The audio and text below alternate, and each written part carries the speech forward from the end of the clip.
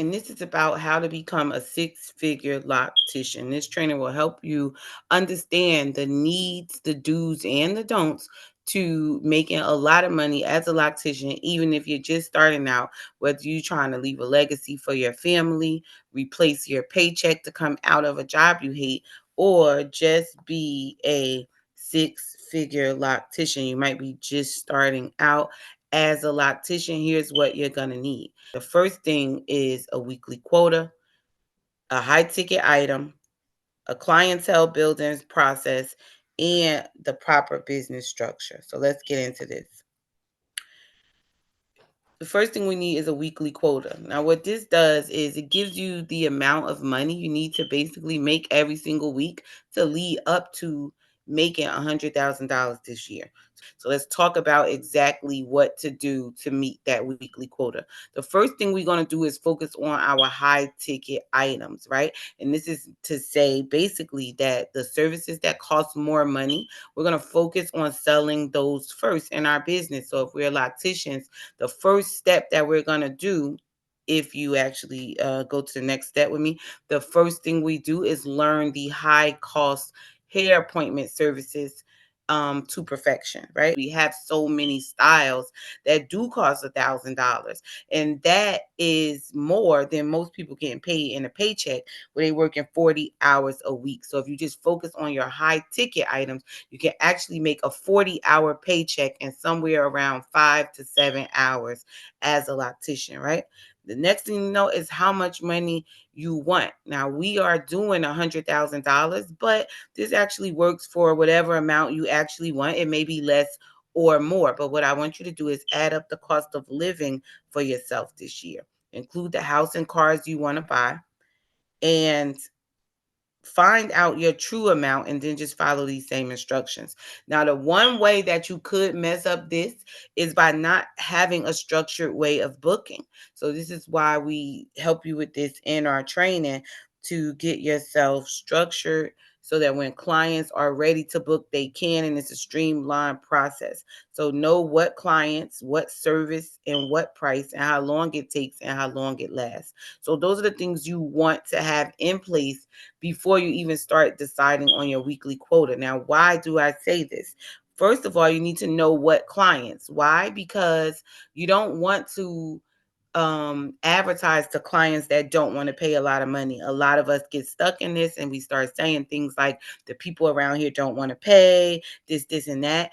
That problem is that you don't know which clients will pay. And what I do is I help you actually figure that out. Also, what service, right? So we don't want to offer a bunch of different services at first because we're trying to focus on a quota. So what we want to do is get good at the ones that pay the most money first, right? And this is just to hit that quota. This is not for you every single day. So a lot of us, with the retwisting styles, there's so much to learn that that's just not where I want you to focus. Yes, you will offer that service, but it will not be the focus service. The focus is going to be the higher ticket one.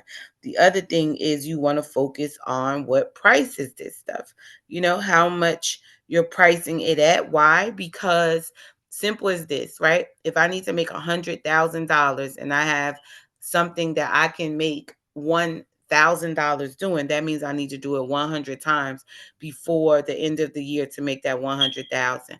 Now, if you were to do some of the high ticket items one time, trying to lead up to that 100 times, then that means you don't even work every single day because it's 365 days in a year. So you work a third of the year and still hit this quota. The last things you want to know is how long it takes you to do the service and how long it lasts. The reason why you want to know how long it takes is because you can actually calculate your hourly wage that way. And you want to know how long it lasts because that's how you're going to communicate the value to the customer. And that's how we're going to keep our weekly quota going. We've got our high ticket item. We know exactly how much money we want to make. And we have a clear way for clients, the exact clients that will pay the money, right, to book the appointment, and not the clients who don't want this kind of value, right? So the next thing we need is the high ticket service, right? And that could be anything from lock extensions to micro locks. It could even be experience appointments, which I love because they don't add any more time. So, okay. So the first thing we want to do is focus on quality, focus on building your skills so that the hairstyling itself is valuable. If it lasts longer, then it should cost more. So the first thing we're going to do is make sure that you are doing these services with the highest quality possible. If this is resonating at all with you, please stay to the end because I have a special offer for you, right? The time it takes. So some services cost more because they take a longer time. The trick here is to only advertise these services and focus on reducing the time it takes. So let's say that I'm going to use micro locks as one of my high ticket services. And right now it's taking me 15 hours to do it. What I want to do is kind of focus on advertising that so I get faster. So now, even though my price is up, my time decreases.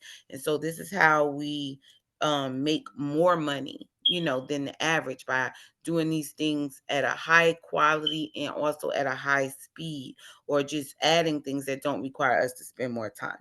Okay, the problem it solves is that you find out what your client really needs, like stress relief, a place to vent, a place of solitude, or whatever it is. How can you make this an experience that other stylists cannot match, right? So there's a couple of ways we can go about having this high ticket service. It either needs to solve a problem, it needs to be really high quality, or it needs to be done faster so that they understand, they're saving time or money. Okay. The next thing you need is a clientele building strategy. And here are my 4 things that built my clientele very quickly over the years as a loctician. By the way, I've been a loctician now since the 90s. Okay. So the first thing I needed was a clear price, right? When I had a clear price for the service, the clients weren't guessing. They knew exactly what it was going to be before they came there, and that made it a lot easier. They either had the money or they didn't. Most of the time, people who didn't have the money did not even try to get in touch with me, right? Okay, and then testimonials. Now, what is this? This is when your clients you are already doing, and this could be friends, family. It doesn't matter if you did their locks and they have something good to say about it. You should have that on a video, or you should have that on a screenshot. Maybe it was text or something like that. Also, where are you doing here at, right? A clear location. If it's at home or whatever, you still need to figure out what you're going to say to let clients know that you're in the area. And the last thing is that easy scheduling process. So if you have an easy scheduling process plus the other things here, there's no reason why the client would say no. They know your price. They've seen people that like the service. They know where you are, and it's easy to book you. So you won't have a problem building clientele at all, right? And what does that mean? You're just going to get your LLC, your business banking. You're going to structure your business properly. What that does is allow you to get set up to get business credit, right?